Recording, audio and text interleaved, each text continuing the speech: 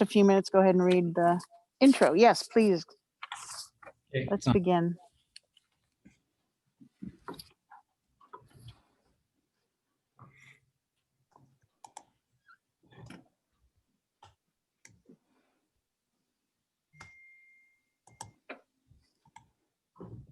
Nobody home tonight?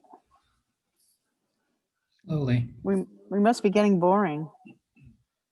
Oh, no, no. No people waiting to get Mm-hmm. There's 30. Oh my God. I'm going to read this.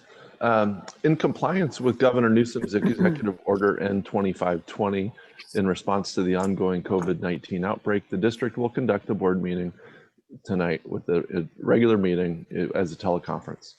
Please use the following toll-free number and meeting ID to call into the meeting. Telephone is 6699-00-9128. Meeting ID 891-6446-3022.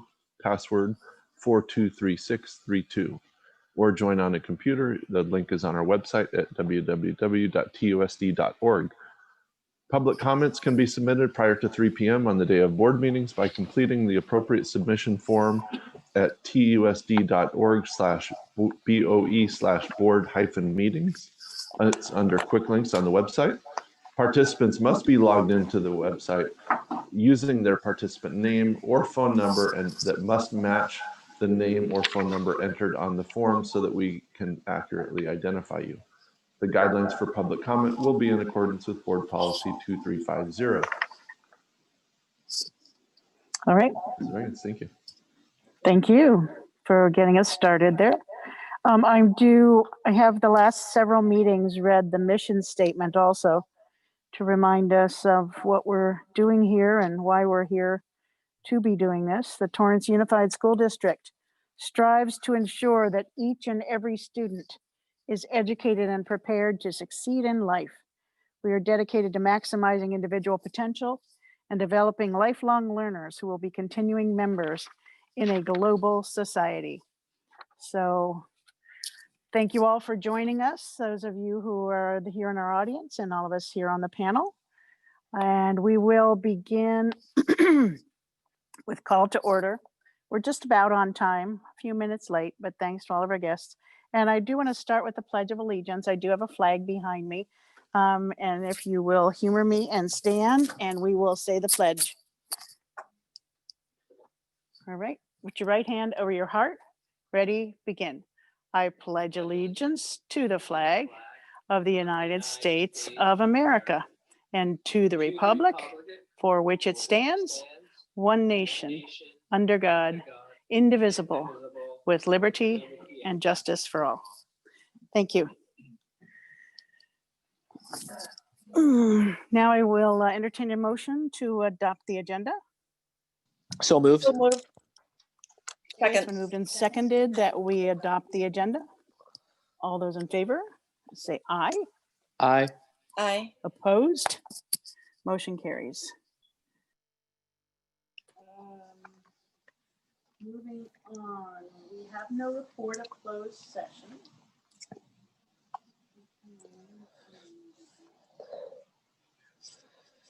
We have no report, so nothing to tell you from there. But we do have some staff presentations and information. And the first of those is from the Torrance. Terry, I think you're muted, Terry. Okay. There you Is that go. Better? Better. Yeah, but there's feedback now from you. So, okay. So we will start with the Torrance Education Foundation, a wonderful organization. And I see the executive director here on our panel. And Shireen, I'm going to go ahead and call on you and let you go ahead and talk about your wonderful organization. Mute myself.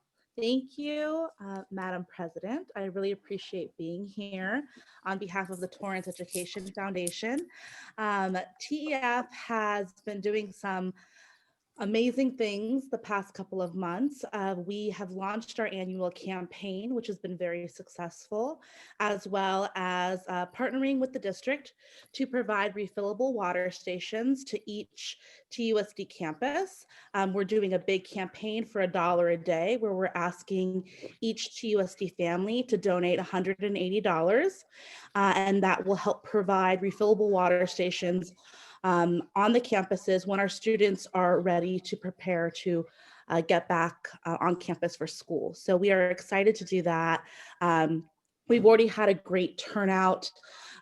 So, if anybody is able to donate, the link to donate is on our website. It's www.tefforkids.org/donate.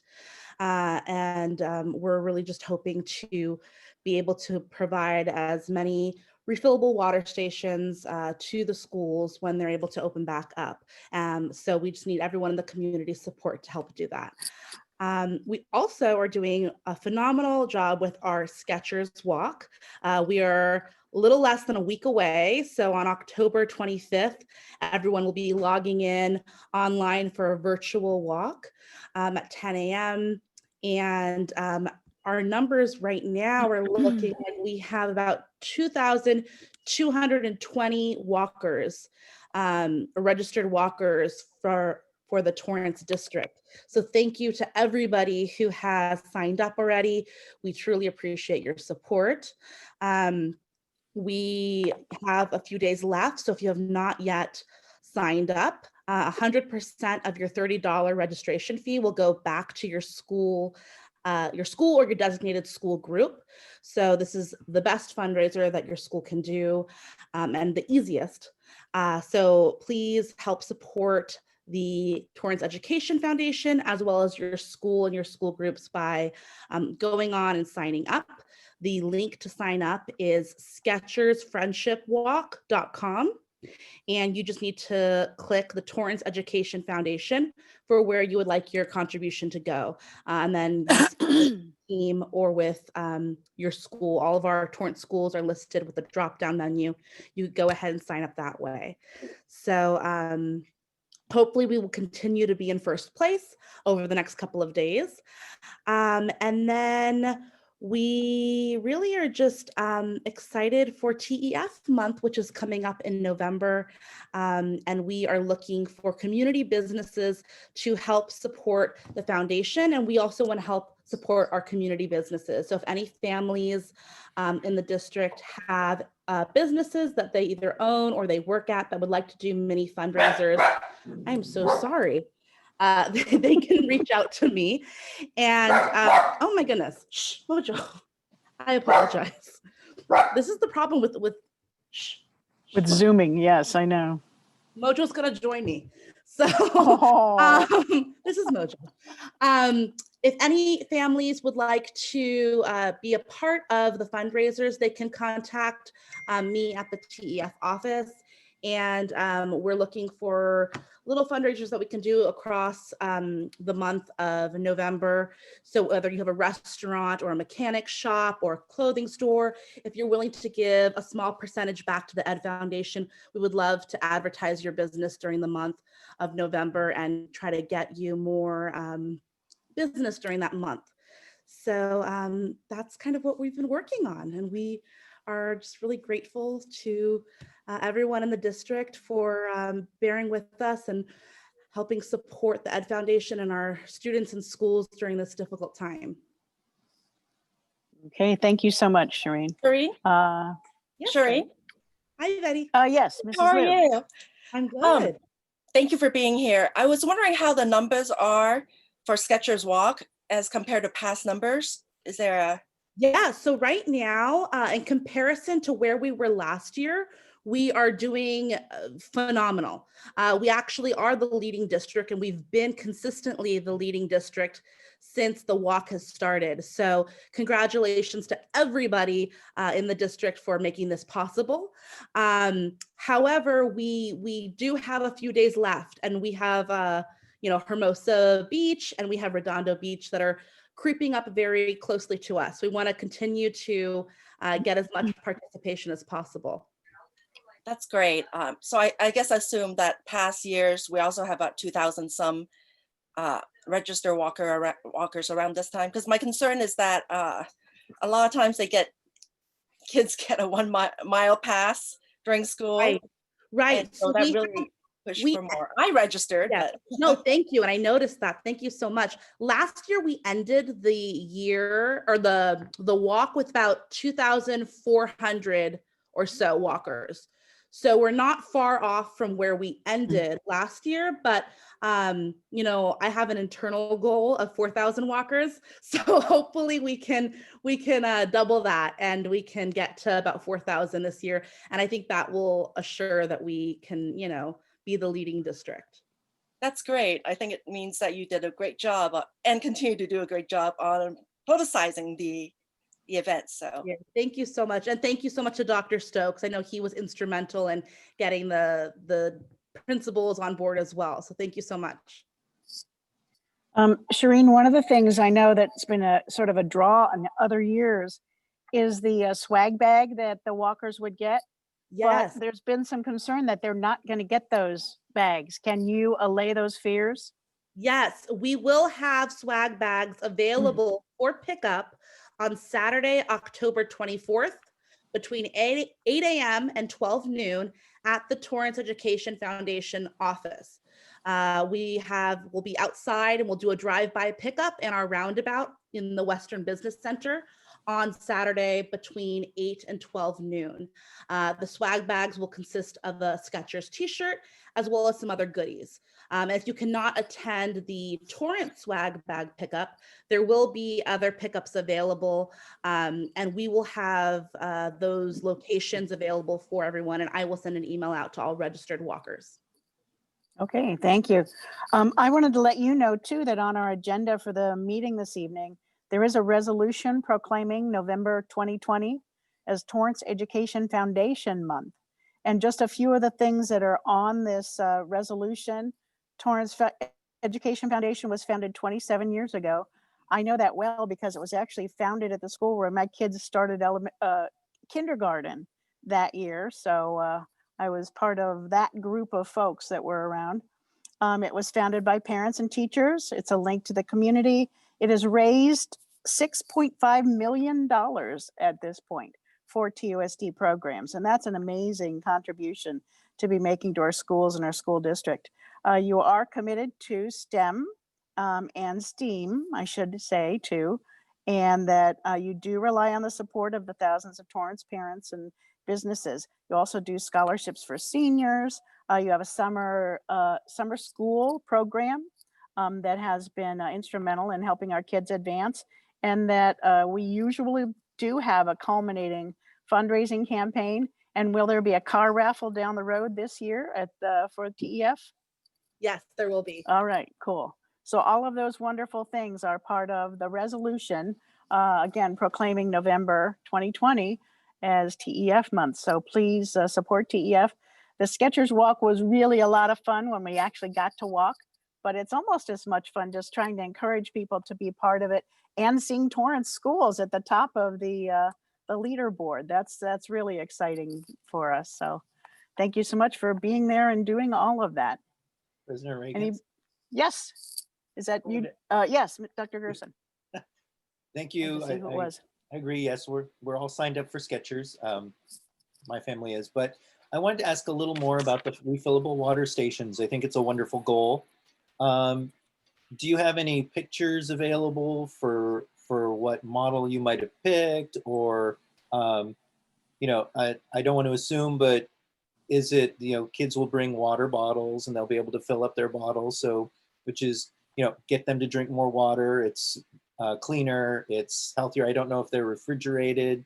I don't know if you have an overall goal, or perhaps if you know what one refillable water station costs, just to kind of get in the community's mind, because this is a wonderful addition. Our students want it. We want it for our students. As parents, we want it for our kids. So how much does one cost? What's our overall goal? Can you give us an idea? Right. So thank you, Dr. Gerson. So One refillable water station will cost approximately $1,440. I believe the district is looking to fund 2 water stations at elementary schools, 3 per middle and 4 per high school. So we have a goal of about 100 water stations total that we're trying to get.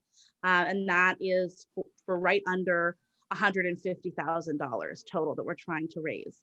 So when we're asking our families to donate $180 for $1 per school day, we need approximately 8 families to purchase 1 water station. So that is our goal. We do have some families, a few families that have purchased a whole water station on behalf of their school. And we're looking also for community businesses to help do the same thing and purchase, a water station for, a school or a set for a school. So that's an option as well. And I think the district does have some photos of the water stations that they've selected to put in the schools. And I will work with Tammy Kahn and Dr. Stowe to get those and to provide those in the near future for everyone. They are not refrigerated, actually, Dr. Gerson, but they do have filters in them to make sure the water is filtered. And part of it is because we have to shut down all of our water fountains at the schools because they are not usable during the COVID situation that we are all undergoing. And especially when kids return, we want them to have potable water that we consider to be fresh and drinkable. So anything to add, Dr. Stowe, to any of that? Yes, if I may. The cost includes the installation because that actually is quite a bit. To have to, the filler themselves are less, but when we include installation and needing to set up fixtures and move some pipes around to make sure that they all fit, that adds to the cost. Perfect. Thank you. Thank you. Mrs. Liu. Shireen, thank you, President Reagans. Have you guys thought of maybe giving some naming opportunities for water stations if some family donates the whole, an entire fountain? The board has not made an agreement on that yet, but that is something that we have started to think about as we've noticed that there have been a few instances where some families have purchased an entire water station. So stay tuned, and that may be available. So we definitely want to make this a community effort. So we're definitely taking that into consideration. Okay, good. Cool. And they're actually really neat. When you go to visit a school, have them show you one because there's a button and then it fits. I haven't seen any bottle that could not fit underneath it. And the kids are very adept at using them. So in fact, many of the kids have created their own bottles with their names on them and are making sure that they do utilize them on a daily basis. So it's very cool.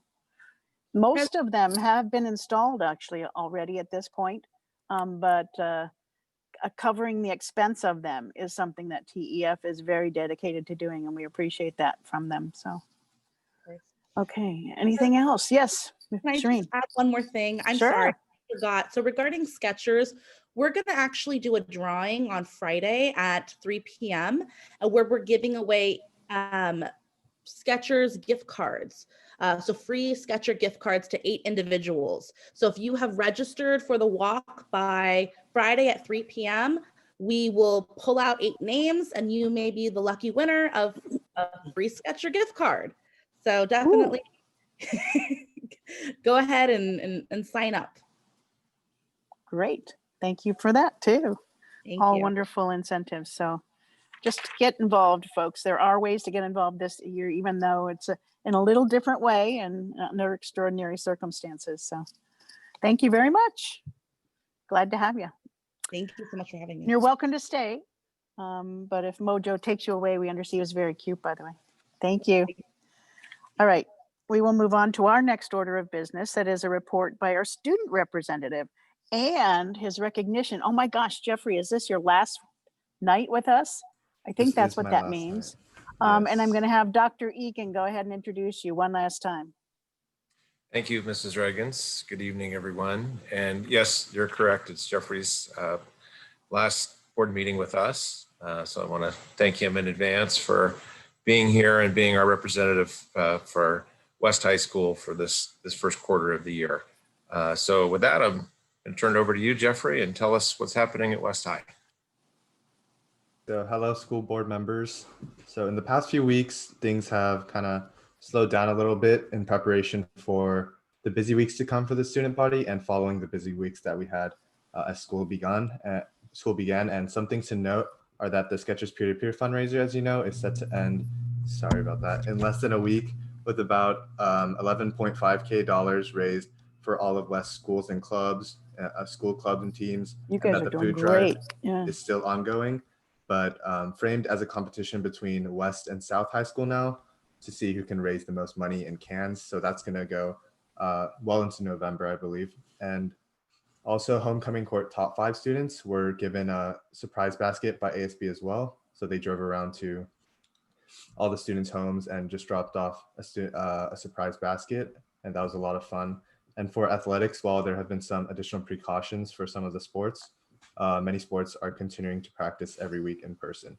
And in the near future, spirited events such as our Spirit Week and a virtual rally, our first virtual rally, will be held.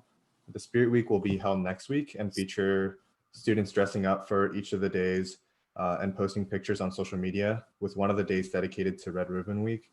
The rally will then be streamed on YouTube Live that Friday with games and announcements. Lastly, regarding Red Ribbon Week, ASB is set to circulate infographics through their students about the week and its importance, which will supplement the Spirit Day that I mentioned before. Yeah, thank you. Nice. So you guys are keeping busy and keeping students involved and engaged, and we appreciate that effort on your part. Just so you know, even though you're not here with us, I do believe we have a certificate. In fact, it's laying here right next to me. Here, I'll give you a preview that we will be sending to you. And we will also have although you never had a chance to actually see this, a name plaque in it with your name engraved, so that you can put that on your desk at home and demonstrate that you actually were part of our board for at least a little bit of time, and again in this extraordinary year. So we want to thank you for being here with us, and go forward and do good works the rest of the school year. It's just the beginning, huh? Thank you. All right. Well, thank you. And we will go on to our last staff presentation, and that is about social emotional supports and mental health programming that we have here at TUSD. And I believe that will be, is she here? Dr. Crumpy. Yes, there she is. Yes, thank Dr. you, Mrs. Reagan. Mhm. Throughout the past few years, we have solidified our response to intervention model and are working hard to focus on our social emotional learning and mental health supports so that we have a strong multi-tiered systems of support. Tonight we welcome John Pearson, Nancy Gutierrez, and Nettie Lialo, our Director of Student Services, our coordinator of our community and family supports, and our coordinator of psychologists and counselors, who have been instrumental in this work to improve upon and focus on our social emotional learning, which is our tiered 1 support, and then our mental health supports for our students. So Mr. Pearson, would you like to kick us off? And then we've got your presentation ready for you. Thank you. All right, sounds good. Well, good evening, President Reagan's, members of the board, Superintendent Stowe, Cabinet, and the Torrance School community. As Dr. Crumpy mentioned, especially during these trying times, it's even more important to address the social emotional needs of our students, teachers, and staff. And I'm proud to report that the Torrance Unified School District has risen to the occasion. And as Dr. Crumpy already has, I'm honored to introduce our coordinator of psychologists and counselors, Nettie Lialo, and our coordinator of parent and community engagement, Dr. Nancy Gutierrez, who have done a tremendous job of providing resources and guiding our efforts to address these needs. It's also important to acknowledge and thank the board and cabinet for your continued support. And I'm going to turn it over now to Nettie and Nancy to take us through the PowerPoint.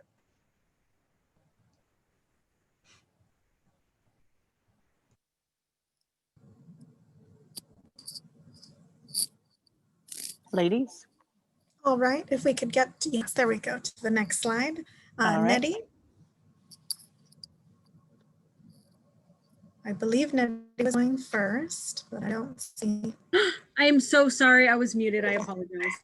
Thank you. We'd like to begin by discussing what we are doing for all students. So these are our tier 1 or universal supports. So to focus on what social emotional skills we want all our students to learn, we created our social emotional essential standards, which address each of the collaborative for academic, social, and emotional learning's 5 social emotional learning competencies.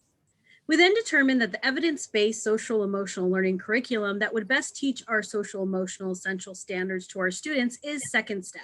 Beginning last school year, all 1st, 4th, and 6th graders receive Second Step lessons. Additional lessons vary by school site, with some schools providing social emotional learning lessons for all grade levels. There are a variety of other social emotional supports being provided at each site based on their unique needs, including some that have been created and developed since our school closures, which include Google Classrooms that our school counselors have created to include social, emotional, mental health related activities, virtual calming rooms that can be accessed by students, families, and staff, bullying lessons, which this year have become virtual, kindness weeks, mindful Mondays, and wellness Wednesdays, among other social emotional learning activities. Through our partnership with Sandy Hook Promise Foundation, we also have Start with Hello, which teaches students to be inclusive and prevent social isolation for students in grades 4 through 8. Signs of Suicide teaches students to recognize the warning signs of depression and suicide and how to get help for our students in grades 6 through 12. To gain more information about the impact of school closures on our students' social emotional functioning, an optional parent screener was included as part of registration this year. Follow-up with families with identified social emotional needs have been provided by counselors and or interns. We have noticed that some of the students identified by the screener have been previously identified and are already receiving social emotional supports. In addition to district-wide student strategies, Student Services has also spent the spring and summer providing online virtual support to all staff and parents and continues to plan opportunities for these groups for this school year. In the spring, we provided staff and parent support groups differentiated by grade level. And in the summer, we continued our efforts by providing Wellness Wednesday workshops for parents and staff differentiated by levels as well, with topics such as social emotional wellness, coping with change, and connecting from a distance. District staff and teachers were also provided with workshops on similar topics to be able to incorporate these themes into their own trainings or in their classrooms. Moving forward, although we are postponing our plans for a Building Bridges Wellness Fair this school year due to the current public health guidelines, we are, however, working on 2 key alternative resources to address wellness district-wide, and will be continuing to engage efforts to engage our parents in online virtual learning opportunities and workshops. So Student Services staff, thanks in part to the board for approving support for our expanding intern program. We will be launching a district-wide wellness helpline that will be available to staff and families. The line will be manned by mental health interns and therapists weekdays from 9 to 3, beginning on November 9th. Families or staff will be able to reach out for assistance or consultation through email or phone for a variety of wellness or social emotional resources. We're also very excited to announce that in conjunction with that, we are launching our TUSD Virtual Wellness Center for all staff and families also on November 9th. That was partially inspired by some of the great counseling sites already developed by our K through 8 counselors. The Virtual Wellness Center will include 24/7 virtual access to online resources for wellness, such as journaling, coloring, exercise, meditation, and much more, along with those direct links to school site counseling sites as well. We can go on to the next slide. We've discussed what we are doing for all students, and that brings us to the question of what do we do when students need more support? For our students that need more targeted or intensive support, our counselors provide tier 2 or tier 3 interventions. In addition to support provided by our school counselors, we also have, through the Sandy Hook Promise Foundation, the Say Something Anonymous reporting system, which helps us to identify students in need of more targeted and intensive supports in our grades 6 through 12. Also, we have mental health therapists on each of our middle schools and high schools. South Bay Children's Health Center provides 2 days of a therapist to each of our middle schools in Cherry, and Sage provides a full-time mental health therapist to each of our 4 comprehensive high schools. As we mentioned, we're also extremely grateful for the support of the board for approving our ongoing partnerships with our local universities and partner agencies to provide appropriate supervision to expand our growing mental health intern program. In fact, this year we've expanded to 34 interns and have been able to provide an intern not only to each school that requested one, but also are able to provide additional supports district-wide. This expansion now allows us to provide dedicated case managers to all homeless and foster families in the district, along with support groups for these families. And our interns are currently working on a how-to distance learning video for parents in both English and Spanish. If we can go on to the next slide, please. One of our additional supports for families and staff is Care Solace, which is an online resource that provides vetted mental health and substance use referrals based on medical insurance.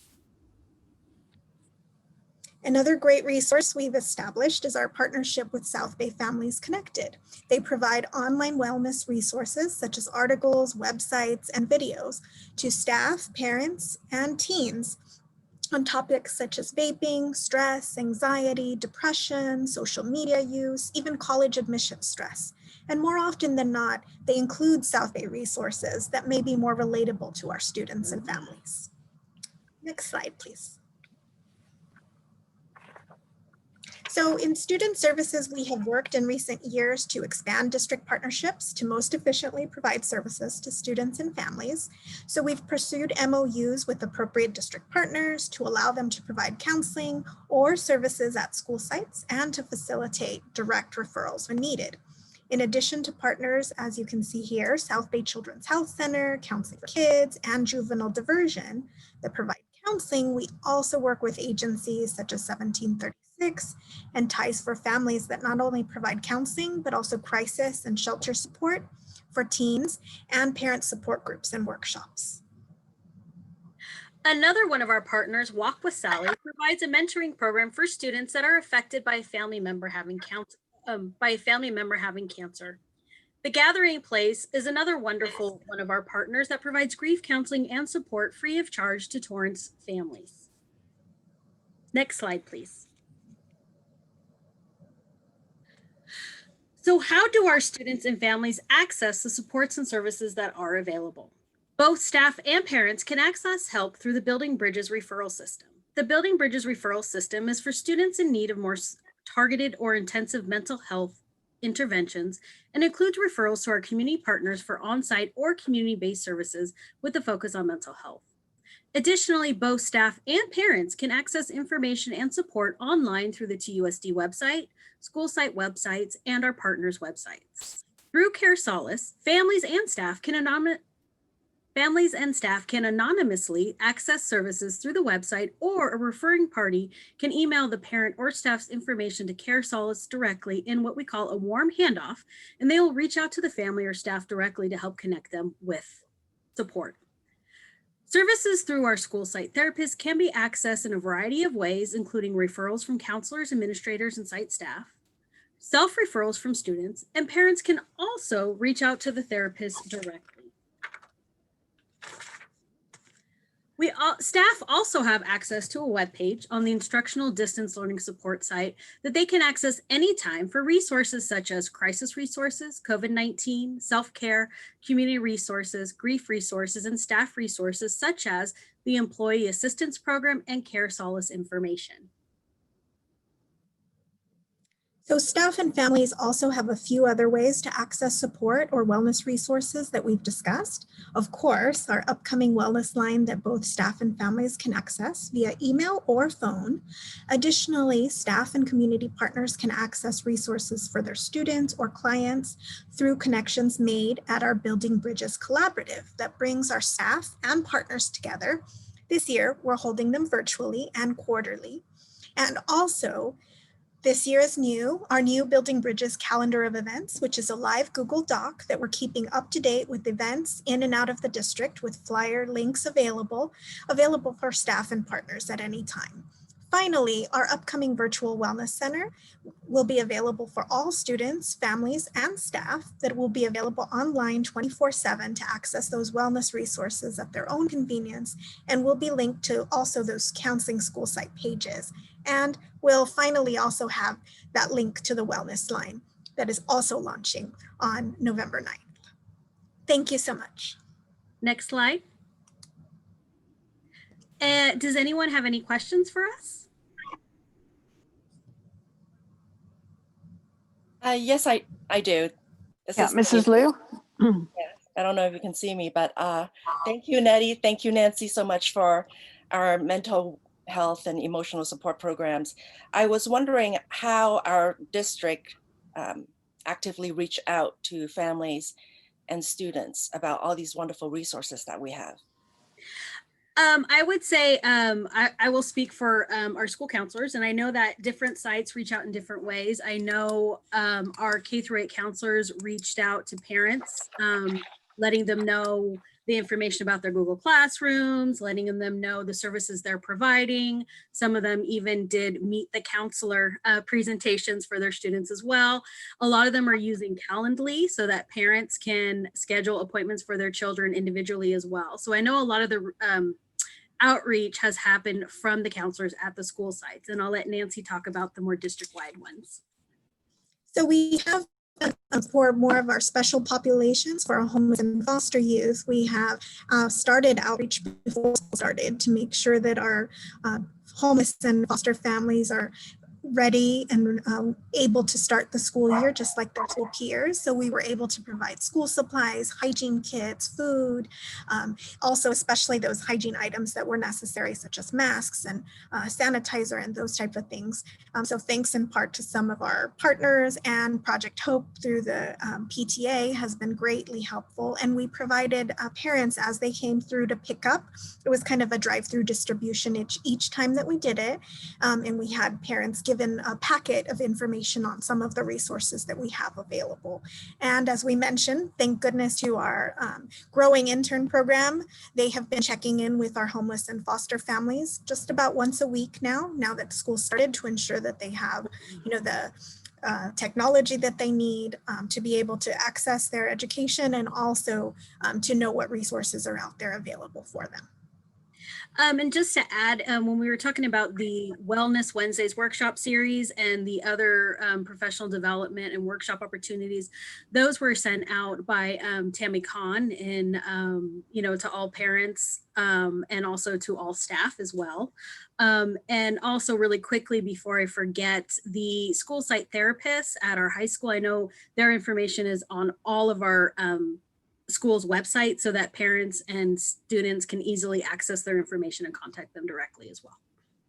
Oh, and finally, I forgot to mention, we did do an online virtual workshop for families during the summer. It was a very short presentation, about 15-20 minutes, that provided an overview of resources available district-wide. And I believe we do have a recording available of that as well for families to be able to access. That sounds wonderful. Thank you so much, ladies, for all these wonderful programs, and keep up the great work. Thank you. Okay, thank you. Mr. Hahn. Again, thank you, ladies, for all your hard work. I know that social mental health right now is a huge concern for all of us. I just had a conversation with a couple other board members from the other districts, and they've noticed that social mental health issues have been on the rise. So I was wondering, for our district, do we have data of like suicide risks or any kind of like how many calls have come in, how many decisions were made, just so that we would know whether or not there's an increase of people reaching out or increase of issues amongst our students?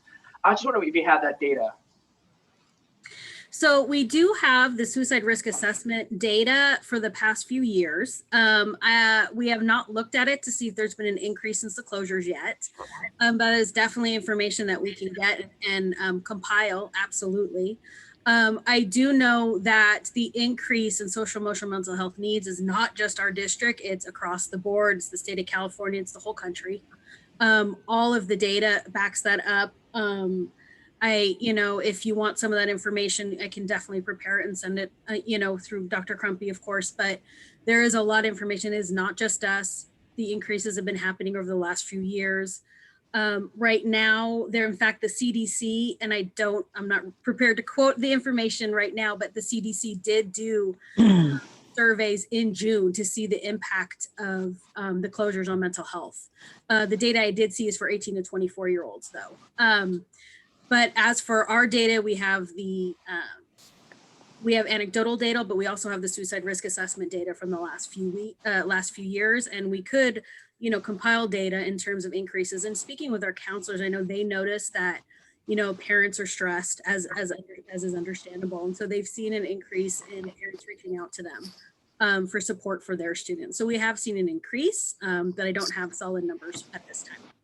And that'll be helpful. And I think that in terms of all the things that you have, I just want to see which is the most effective program that we have of where people are coming in, just so that we have an idea like what people are doing and how they're accessing it, just so that we know how we can put more maybe resources to a certain way because it's more effective or whatever. But the data, I think, would be very helpful for us.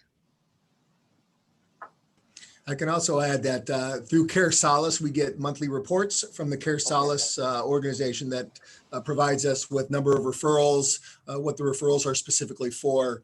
So I do have reports every month from Care Solace. And I also have the information. I'm so sorry, I didn't mean to cut you off. I also have the information in terms of how many students were seen by our SAGE therapist last year and how many students were seen by our South Bay Children's Health Center therapist last year as well. That'd be great. Yeah. And did they switch those services to being virtual at the end of the school year? Yes. Yes. Okay. Because it seems like that makes a difference in terms of service delivery, especially in social emotional disciplines and counseling. So. Well, Yes. and actually some of our Building Bridges referrals from last school year that were done like right before the closures, we actually found that some of the parents are saying we don't want any services until it's in person again. This is for an outside referral to our partners. However, there were some therapists from both of those agencies who were able to not miss a beat and able to continue services to clients at the high school level and at the middle school level. And I just had a quick question about the interns. Are those interns social workers or what is their discipline? We have interns from a variety of disciplines, but the ones that I specifically pulled out to share information about are mostly mental health interns that are social work and in programs that are for marriage family therapy in combination with pupil services credential programs. Okay, thank you. That's good to know. Okay, that's all great stuff. Any President last words, Dr. Crumpy? President Reagan's. Oh, yes, I'm sorry, Dr. Gerson. Thank you. I can't see everybody on the display. First, I want to thank you for all of the work that you're doing on this. I'm very excited. Can't wait till November 9th to see the TUSD Virtual Wellness Center, and happy to hear about the TUSD Wellness Hotline or Helpline. I think about juvenile diversion and how important that is. I hope the city continues to support that and fund that because it's so incredibly useful. I'm also happy to hear that we partnered with 1736. I know they've been around since I was a student. Happy to hear that they're not only still here, but a partner with our district. One comment, I'm surprised we haven't compiled mental health data yet. I know that was our opening months right after we took our oath that the risk assessment was being created and implemented and was our first real big action for the 3 new people. And one of the points is that we didn't have data and this was an opportunity for us we will now have data. So I'm glad Mr. Hahn brought that up and I look forward to seeing how our data is going. And on that note, I want to ask one question. I remember that, when Dr. Crumpy added the new goal into our district, LCAP, and mental health goal, and being able to fund mental health for the first time, brought in mental health counselors that we contracted with, and it didn't take a couple of weeks for their whole semester calendar to be filled, because while some people believe that mental health is still something that that we need to get over, our students don't. They reached out in droves, but now that they're at home, reach out is different. And so you talked about the Say Something Anonymous reporting.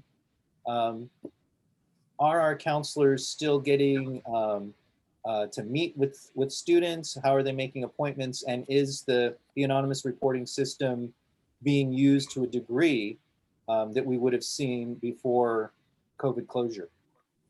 It's not being used as much as it was pre-closure. We have noticed that it's not being used as much. It is still being used, but not as much as it was pre-closure. As for, I'm so sorry, I just blanked. So it's not being used as much as pre-closure. We do know that. And I do want to clarify that we do have the data from previous years. I'm just not prepared to present it today. I mean, so we do have the data. It's just a matter of compiling it for you guys because we do have it. What we don't have is the information in terms of post-closure. And as for how people are accessing everything and the therapists, and I know a lot of the appointments, I know our counselors are using Calendly, where depending on the age of the student, either the parent uses it. So Calendly is a system where you get a link, you click on the link, and you can schedule based on the availability of the person's calendar. And so a lot of our counselors are utilizing that for parents and for students, depending on the age of the student, to contact them and to schedule their appointments directly with them. They're also still getting referrals from staff members that are concerned about students, especially if they have someone who hasn't logged on or someone who has inconsistent logging on. They're getting referrals about students like that.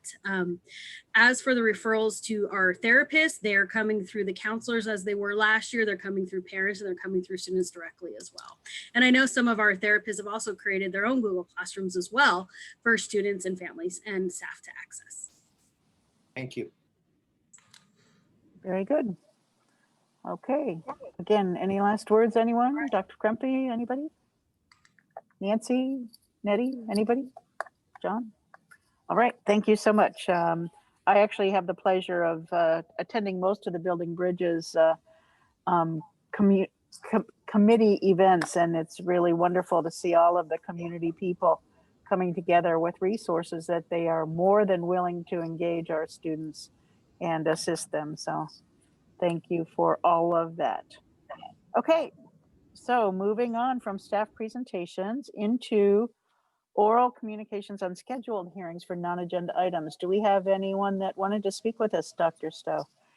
We do not. So I'm going to dispense with reading the instructions if that's okay with you, since it's the same instructions that actually Dr. Stowe read at the beginning about calling in. We do welcome comments from the public, and please do submit your comments so that we can hear from you on board meeting nights. I hope folks will take advantage of that.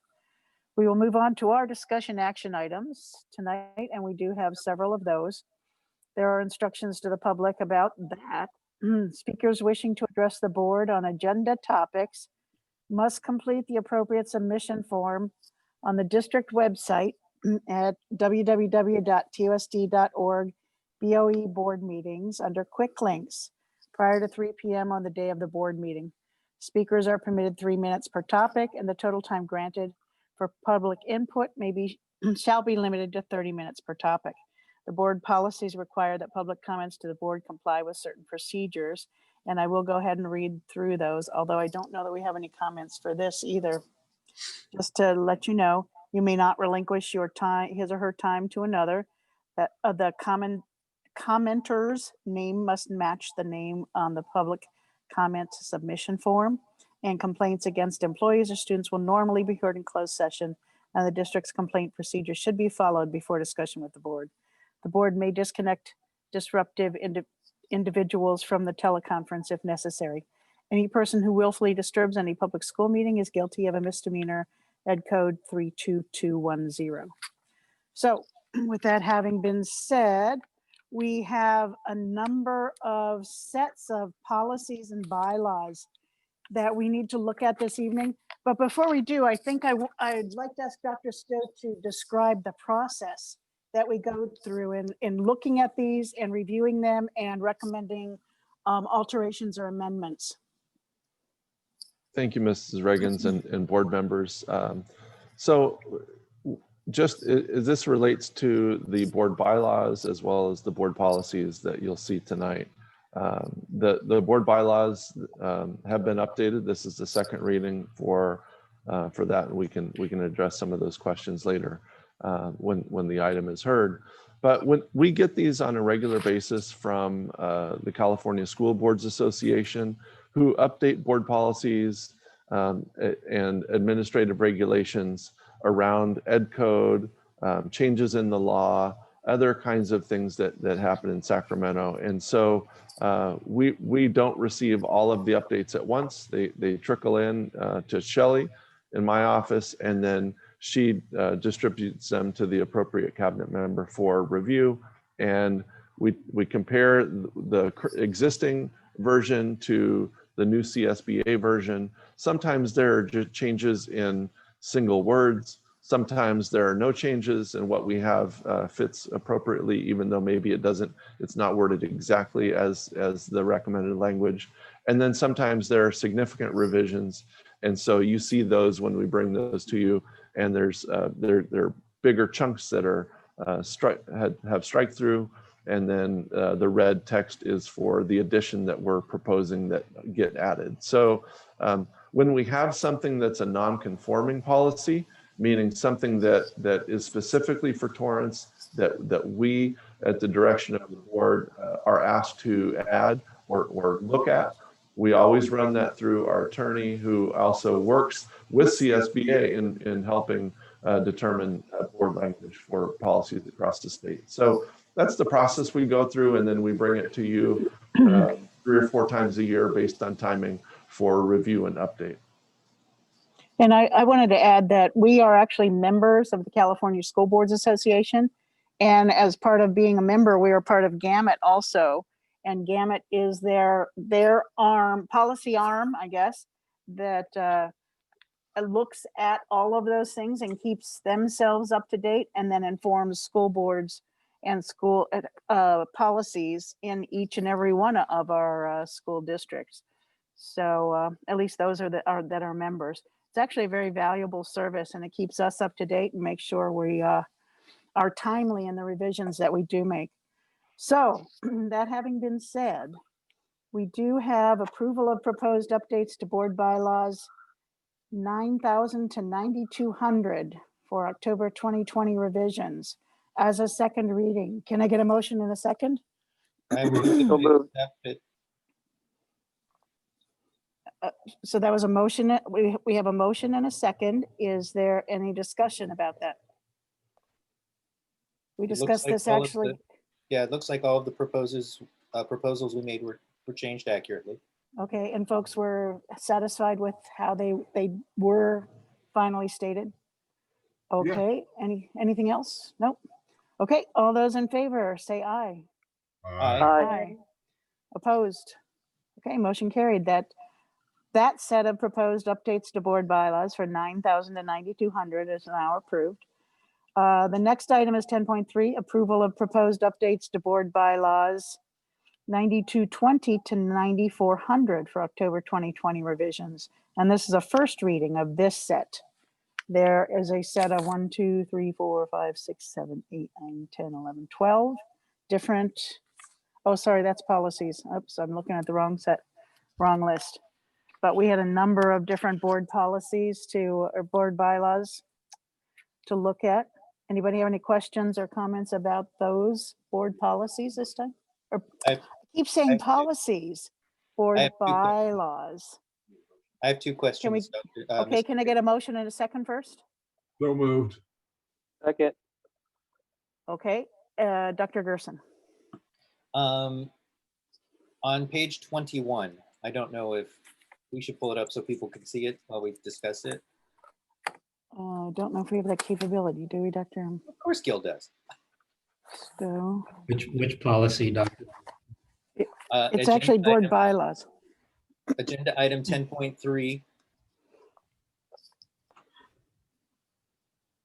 Okay. Is that 9270F? Is that the appendix you're looking at? Give me 1 second. Yes, appendix, correct. What page is that? Which one is it? 21. This is I can share it if you give me 10.3. Oh, access, yeah. Gil. Oh, do you have it?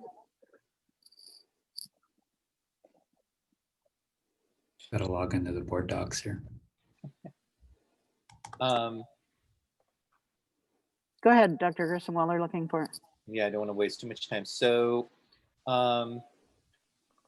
if I'm correct, I thought that Dr. Stowe went to the Personnel Commission and had the title Deputy Superintendent Administrative Services, that position was changed to Chief Business Officer. Yes.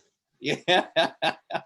So you know where my first question is going, which is this something that we want to change to Chief Business Officer? In which case, if so, my second question is, does that position belong in Category 2 with Chief Academic Officer instead of Category 1?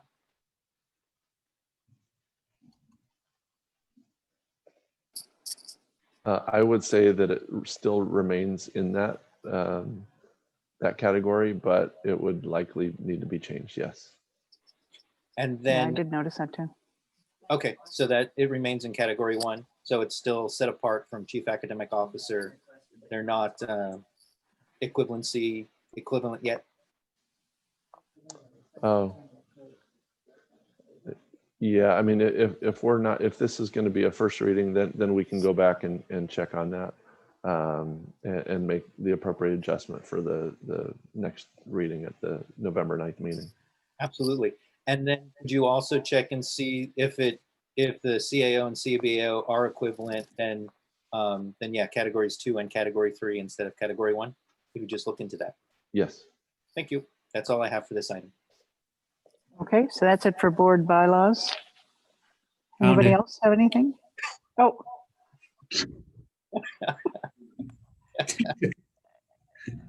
I think we've got it sorted out, Mr. Mara. Thank you. You gotta log in, you gotta click, and you gotta. I know. We're not holding you responsible for that. Okay, so is there any other discussion?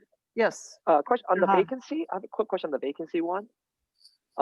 If a person moves, that you have to have an election for that person. Depending on the time frame of the move and where it is in their term. Because my question is, if he got elected and he moves, why can't he still represent even though he's away? Because we're moving to trustee areas. It's in. I know, but I'm saying, let's say I got elected in my trustee area and then I moved to Gardena, let's just say. I still can represent my district, even though I still don't live there. Because it's just finishing up the term. Because I know this constituents, I live there, I've been there. I'm just curious, like, do they have to fill that vacancy? It's one thing if you can't come to the board meeting, you move far away. But let's say it's local. Like, you still can know what's going on and be involved. I'm just curious. Mr. Lee. Well, I mean, The Ed Code doesn't allow it. yeah, well, I mean, election, I mean, if you're a city councilman and you move to Gardena, you can't represent the city of Torrance anymore. If you're a city councilman in Lomita and you figure it out and you move to Torrance, you can't represent Lomita anymore. I mean, it's just kind of how it works. In fact, honestly, as you read it, if you move from District 1 to District 2, it's the same thing's going to happen. Yeah. So, you got to live where you represent. Or the only political position where you don't is U.S. Congress. You can live anywhere, and I'm not even sure you even have to live in the same state, but I think you might. But Maxine Waters doesn't live in her district, but our esteemed Congressman Ted Lieu does live. I saw that smile, Mrs. Lieu. You can't move. You're stuck here. The district can move. I have no plans of moving ever. I will die here.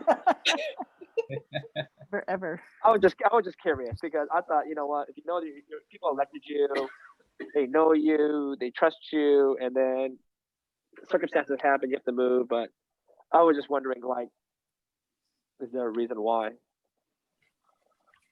It's always been for elected office, you live where you represent, Except you're a at least congressman. at least for local. Well, even for congressmen, in general, people prefer that the congressman lives within I'm their sure. district. Yeah. Have to. So, I mean, Maxine's been gotten away with it for a while, but you know, it's yeah, it typically is what people like. okay. So we are on the board bylaws 9220 to 9400 for first reading, and we do want to come back for a second reading, I'm understanding. Is that correct? Yes, we need to Yes. make the amendment to that. Again, I would say that yes, change the title, and because of the amount of contracts that are signed by Dr. Butler in that position and just that office in general, that it should remain in category 1.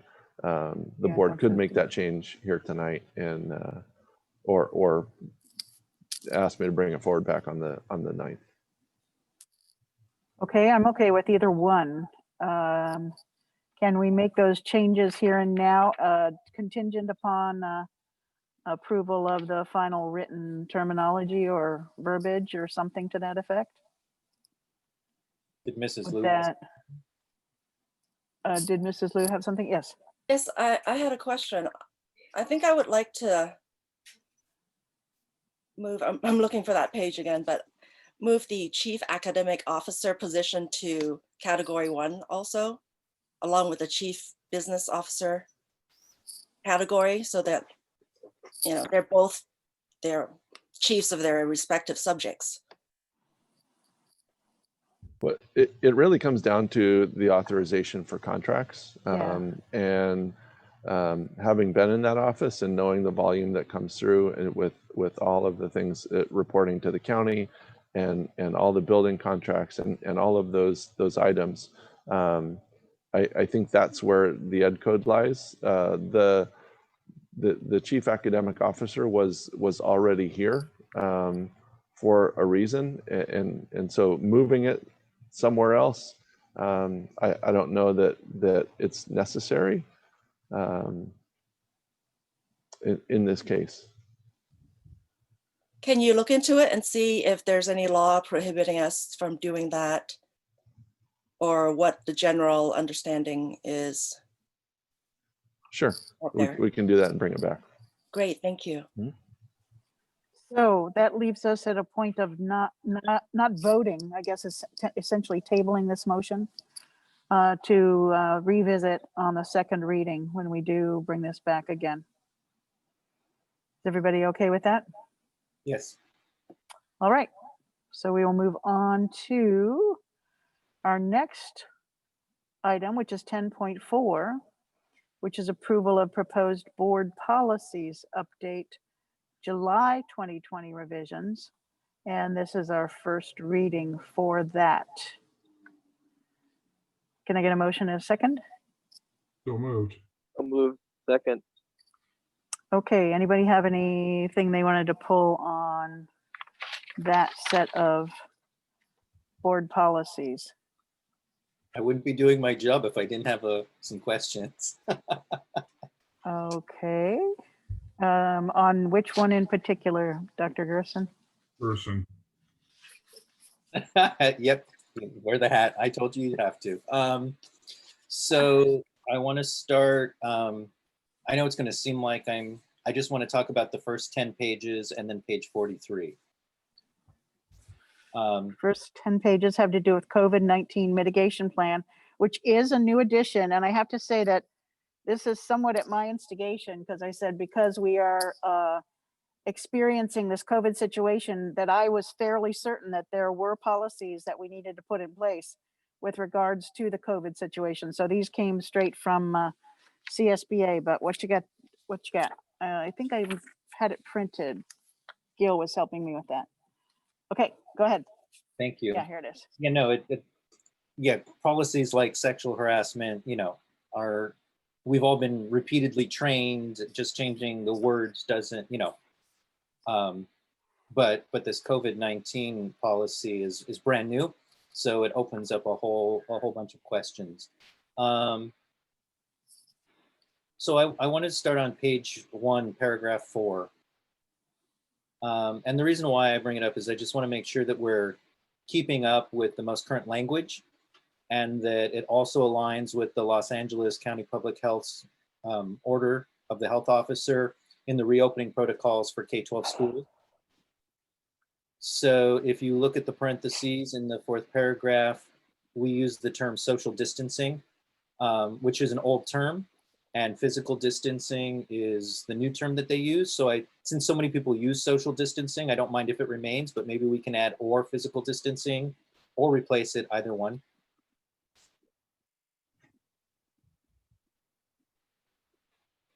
Sure, and in fact, I've used the term physical distancing. So again, we just took this straight from CSBA. So a modification like that is not significant. So we can certainly make that change. It's brought up. I don't have a preference. Yeah. I won't bring up all the places that it is, but if we can change social distancing to physical distancing. Even on page 5, it's the heading is social distancing instead of physical distancing. It just makes us align with our public health order. I think that is beneficial.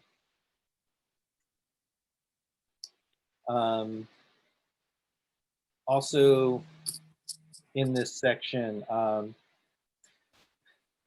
so it's my understanding that elementary schools, blended classrooms are following the blended schedule. So the transition for elementary students and families will be really straightforward when we come back. But complications may arise at the secondary level.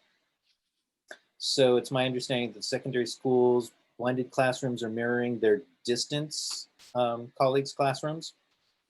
And so, I've heard that teachers have mixed schedules of periods, that some, they'll have some periods of distance, some periods of blended, that there's students who are scattered in blended classrooms, even though they're distant students.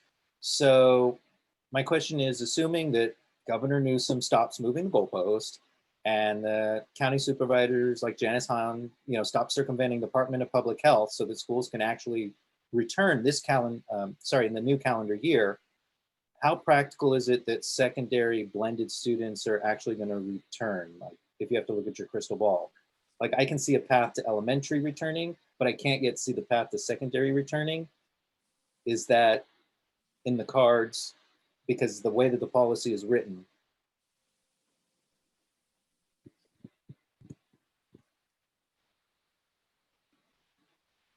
Is there a specific? That's what I was going to say. Is there a place It's in a the question. place that you're asking? Because my crystal ball is broken. Well, it's just the way that it was worded, and it was just seemed, that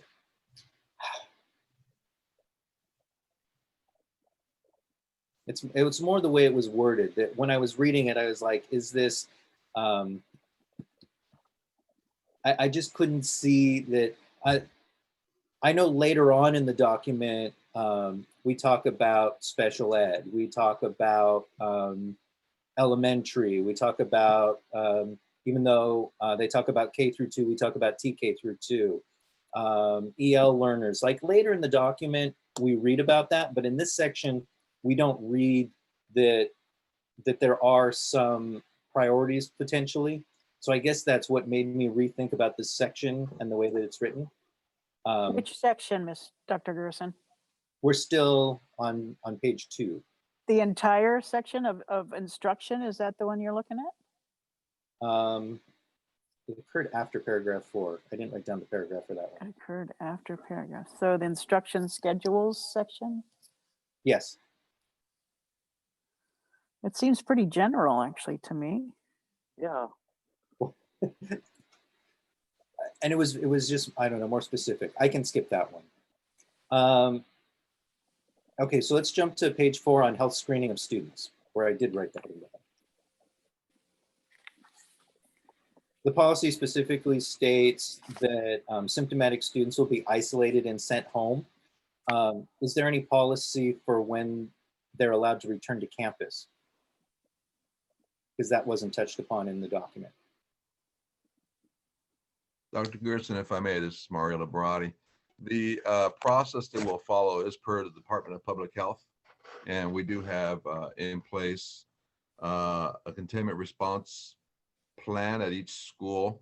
As you know, we've been visited by the Department of Public Health. I think they're just about done, but they've looked over that plan, and the intent is, of course, to separate the student as soon as possible, as soon as symptoms are noted, send to the isolation room, call the parent. Recommendation is to take the student to the doctor, to have the student tested. The student would need to complete the 10 days plus the 24 hours. Symptoms improving, no fever with medication, unless the doctor releases the student to return to school sooner because the doctor has concluded that the student does not have COVID-19 and it's another issue that they're working with. Which all sounds, aligning with DPH guidelines. But in there, we specifically talk about the isolation and the removal of campus, but we don't discuss return of campus. And I don't know if that's an issue. It does in the next two sections, I think. Yeah, but that's different. That's if the student has been, has been held at home ill. It didn't connect. It seemed like a different situation. Students who are infected shall be excluded from on-campus instruction until the But provider states in writing. we're removing them for being symptomatic. We're not removing them from being COVID positive. Right, but then they're given direction about further testing. Are we? It doesn't say that. It says, yeah, it does. And the School last staff may sentence. provide the parent guardian with referrals to school or community health centers for further testing.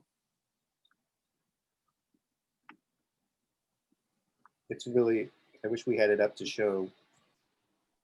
I will pull it up. And then it reads, That's students who are page D, infected shall be yeah. excluded from instruction until a medical provider states that they're no longer contagious. So if you look at the section where it says the policy states that symptomatic students will be isolated, they'll be sent home, but they're symptomatic, they're not positive. We recommend that they, could be taken to a healthcare provider, but we don't require them to. So I don't know what the symptoms are. I assume it's probably fever, but that I'm just looking at an ambiguity in it that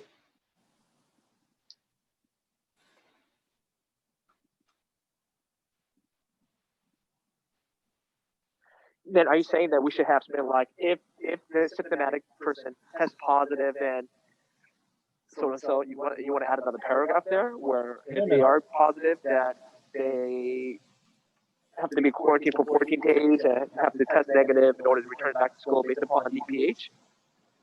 No, because the flu season is coming. If they, someone could have a fever and absolutely not have COVID. Right. But there's just no mention of, are we following DPH's policy on return? Do we have a policy on return for someone that's sent home for symptomatic? Does the parent just have to give them Tylenol and send them back to school an hour later? Like, what's the? So these policies are meant to be broad, right? And all of our board policies are broad, and we follow the Department of Public Health. In this case, we follow their guidelines when it comes to implementing them.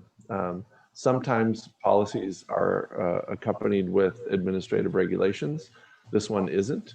And so in our review of this, we didn't see anything in here that was that didn't allow us to follow the Department of Public Health guidelines, which is what we're going to follow anyway.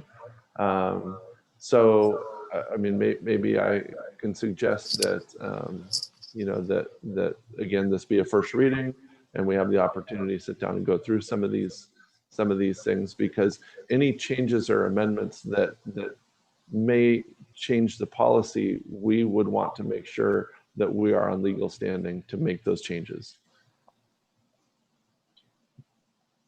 yes, I'd like you to go back, because like to say that we're going to isolate, and maybe I'm just thinking as a teacher, but you know, I send a student who who's flushed, who's uncomfortable, clearly has some symptoms. I send them to the office. It's found out that yes, they actually do have a temperature. Mom is called, parent picks them up, but it doesn't say anything about return. And so whether I don't know what needs to be there, but something that whether it acknowledges that you'll follow DPH guidelines, something, you know, our district policy is typically we want them to be fever-free for 24 hours. You know, are we following regular district policy? It's just so ambiguous as far as what happens after that. We want students and staff to feel comfortable. And this feels like a point that they wouldn't feel comfortable and I wouldn't feel comfortable without knowing what happens next, rather than just leaving it to chance or letting every school site do it differently. So just let us know that there's a policy in place, and whether it's the district policy we're following or DPH's policy following, something to help us know what happens after that.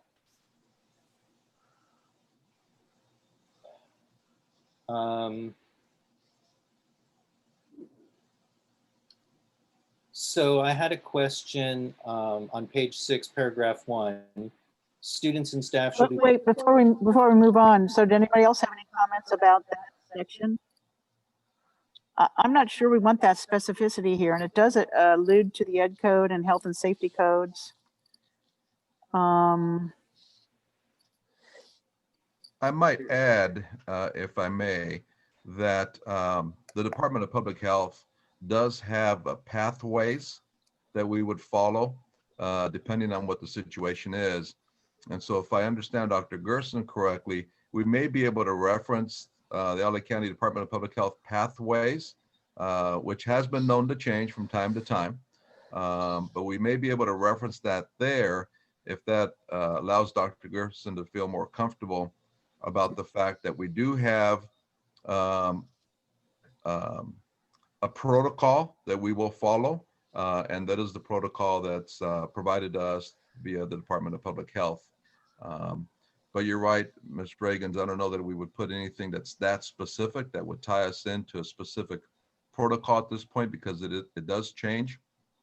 We assume it will change, it has changed, but certainly to reference the LA County Department of Public Health pathways may be an option. President Reagans? Yes, Mr. Hahn. Can I ask regarding this mitigation plan? I don't know how this has to do anything with board proposals, board governance. It seems a lot of this is just policy decisions that people are going to make. I don't know how this is part of this board revision policy protocol. I'm kind of curious because a lot of these issues, we're not going to make those decisions. It's going to be Dr. Stowe, it'll be the cabinet. They're not going to bring this up before us. I just don't know how this goes in with this board. I'm curious. I don't know. Sure. Can you explain? Because there's so many things that I just don't know. Right. So the board policies need to be adopted by the board, and those are basically the codes and regulations that we follow, and then we implement the board's policy. So Mrs. Reagans had asked to bring this forward. You know, knowing that we were in a situation where we have COVID-19, and knowing that CSBA had published a policy for districts that could choose to adopt it, and so that's why it's before us. And so where the policies are meant to be more broad and allow us to then work within the policies to establish what will work for Torrance. Remember, the board policies are written for the state of California. So there are 1,000 districts in the state of California, some very rural with just a couple dozen students, and then some with, a couple 100,000 students. And so the policies are intended to be broad. And then we implement those policies as best what fits our district. And so that's why the board has to adopt the policies. Administrative regulations that accompany our board policies. Again, I don't believe there was an AR for this. Those we just bring to the information, or bring that information to the board as an information item as part of an agenda. And those are oftentimes more specific of what we will actually do in accordance with those board policies. So I agree with Mr. Hahn that this feels wrong, because this is an emergency situation. We created a resolution and we gave direction through the resolution. So it does seem like extra. But I also have a problem with the argument that we're being general, because saying that you're going to isolate a student, saying that you're going to send the student home, that's very specific. So we have a specific exit policy, but we don't have a specific entrance policy. So that's my problem in the ambiguity. And simply saying that the superintendent or his designee will, design a policy for return based upon acceptable DPH guidance is still within the framework of a board policy and the policies that, this 56-page document. So, I like what Dr. Liberati said. I think it gets to the point that policy will be made. It will follow the guidance of DPH. It will be district-wide. It won't be piecemeal school site figuring out what's going to work best, which is what I want to avoid. I want to make sure that the safest protocols are in place and that the policy reflects that safe protocols will be in place for the return of students, should they be sent home with symptoms.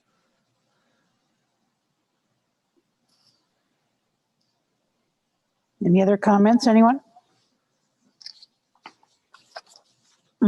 I actually think that policies are the meat and potatoes of what a board does. They set policy for the school district.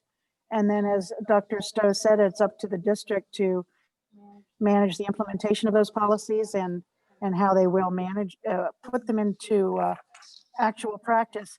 I do agree that we could add the DPH protocols and pathways, or superintendent management of thereof to that, though.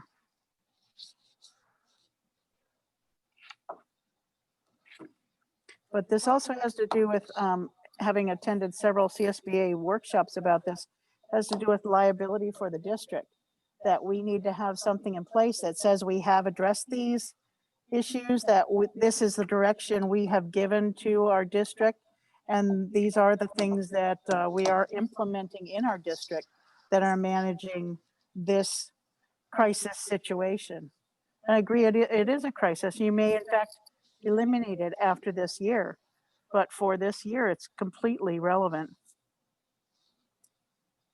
Hope the time comes where we can strike it back down and get rid of it. Yeah, that would be good. Can I move on to the next? Sure. Thanks. Page 6, I had a couple of questions. So it's personal protective equipment and hygiene practices. In paragraph 1, it reads, students and staff. On F. Page 6, paragraph 1, after personal protective equipment and hygiene practices. Students and staff shall be provided instruction in the proper use, removal, disposal, and cleaning of PPE. So I just want to bring this up because, this is a question asked both by classified and certificated unions. So does anyone do you know what that instruction will look like or how it'll be provided yet? Is this something still in the works, or is this something that has been created? I observed it the other day. They did the health personnel training, and it was very specific. They had videos, they had step-by-step instructions as to how to handle each and every piece of the PPE for donning as well as doffing. And all staff is receiving that training? I know that they had staff or health personnel, health clerks, and we are extending it out to teaching staff. And I can't speak for it after that. Dr. Stowe, did you? Yeah, Dr. Butler, you want to talk about this from the site level? Right. And then as we get ready for students returning, we're already developing right now what will be that written protocol. We've had questions from parents. What are you going to ask my student to do in terms of cleaning his or her desk? So we're developing those as well. We will have those in place before students return and that they are asked to do that. But for now, for all of our employees that are using any of the chemicals that are over and above the general across the board ones, the ones that do have the EPA registration to them, yes, we do have training protocols in place. Most of those are provided by Keenan, our insurance provider, that our employees then log into. Everything from how to properly wear a respirator if you need it for that extra level of protection based upon the chemicals that you're working with, to the actual protocols that are put out by the Department of Pesticide Regulation for how to handle cleaning solutions. So while I can't say that every employee has been trained on it, the information is being made available, is on, I believe we've already done the link to the training on our website, but if not, I'll double check that it's there. That's correct, Dr. Butler. The training that our nurses put on is available. It has been recorded. It's quite a few pages. It is very much in depth, as Ms. Reagan's indicated. But we've also created a more brief, I should say, staff health and safety guide for staff to review. And the Health and Safety Committee are also in the process of developing protocols that are easier to reference and in case somebody needs to look at something very quickly. Thank you. And then after reading paragraph 2, I wanted to bring this question back around. Dr. Butler, we had kind of touched on it. Do we have a policy yet for defining appropriate cloth face coverings? The Department of Public Health has issued full guidelines on appropriate face coverings, and those are included in the trainings that we've done for our staff. Will that also apply to students and visitors? The Department of Public Health has issued guidelines for students and for visitors as well. Excellent. Basically, visitors are adults. They fit into the category that we have for everyone else. They have talked about students, about requiring them for, I believe it's ages 2 and above. Dr. Liberati's a little bit more versed in this than I am, but there are full DPH guidelines for face masks, yes. And if you could just say again, how is this information going to be disseminated to the different stakeholder groups? You said Well, trainings for staff. For parents, we have distributed the parent materials you've seen. For staff, we've talked about what has been done here with Dr. Liberati and his health group. So which group are you saying has not been notified? Well, I wouldn't. we're not back, so I wouldn't say that students and parents are. You know, if everyone has been notified, I'm saying they will need to be re-notified before they return to a campus. Yeah. But I can tell you that, you know, for example, my kids do not know what's acceptable. It's not, you know, they have great face coverings, but so we do have that policy in place though. Well, I think let's make sure we're agreeing to what we know here. If you're asking, have we specified the fabric to be used in a cloth face covering? Because I think you were asking that at a previous meeting. No, we're following the DPH guidelines for what's required for face covering. So they don't get to that level of specificity. So I'm not sure what you're asking for that is missing, but we'll be happy to research it. So bandanas are acceptable face coverings? According to DPH, they are. So, okay, we'll discuss it more offline.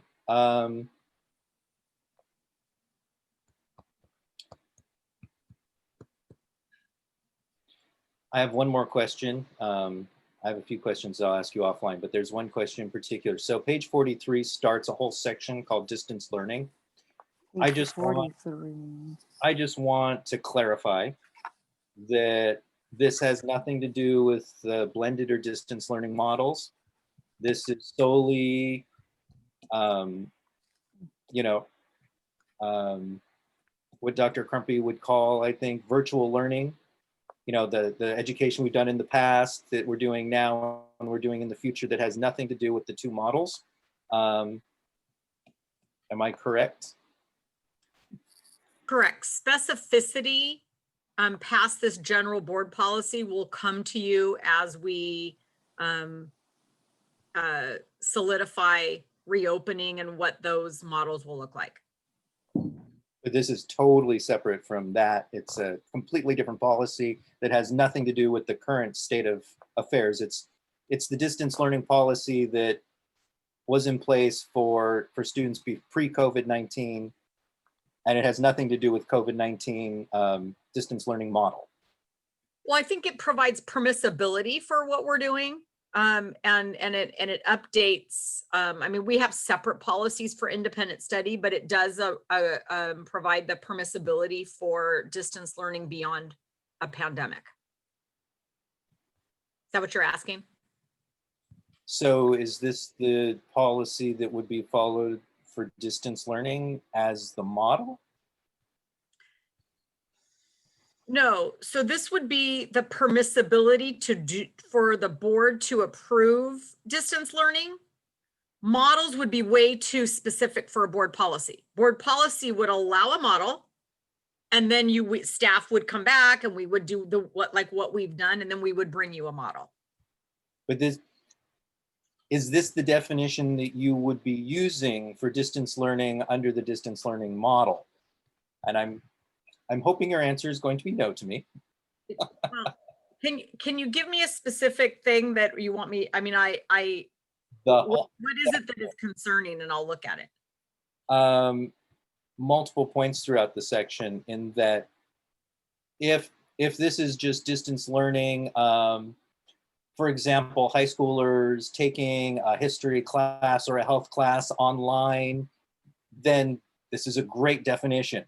If this is the definition we're using to help define the distance learning model and what distance learning should look like, then you and I should get together and talk, because it's not a good policy for that. No, I think it's way too general for that. So this gives the permissibility for us to then take it and design what we want it to look like for Torrance. Okay.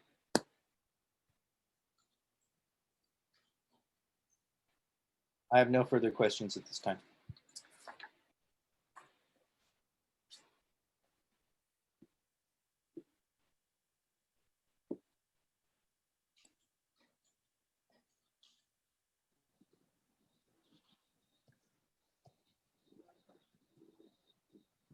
Mrs. Reagan's lost her connection. She's reconnecting. Thank you.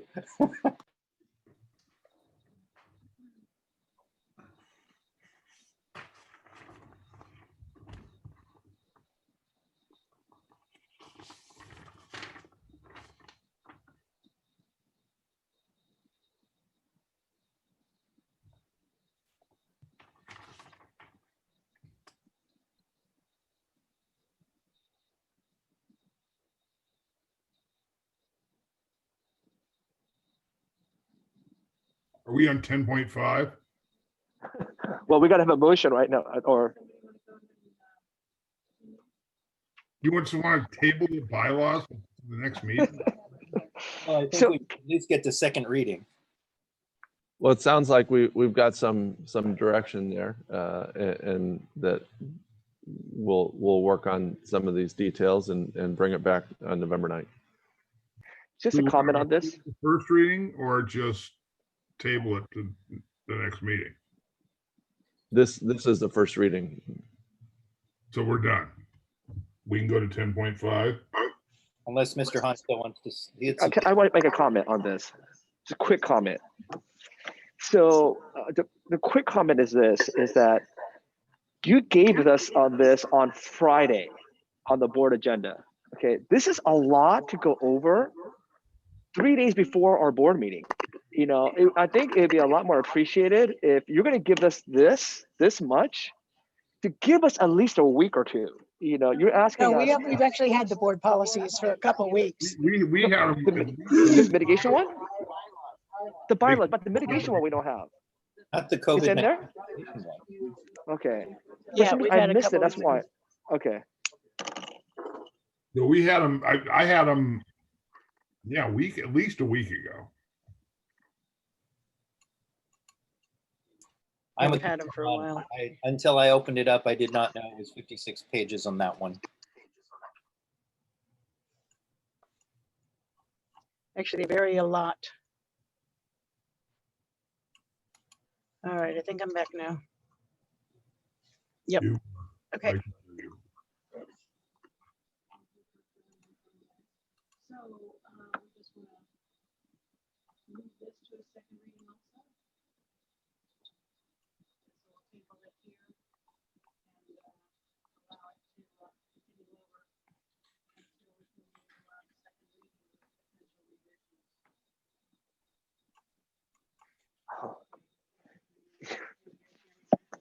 Gary, you're on mute.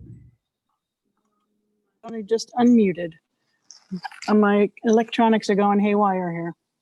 Okay, so we will table this and come back to it at a future meeting once the revisions have been made or the revisions have been explored. Let's put it that way. So Dr. Gerson, if you can get with the folks that are involved with looking into those revisions and let them know your specific concerns.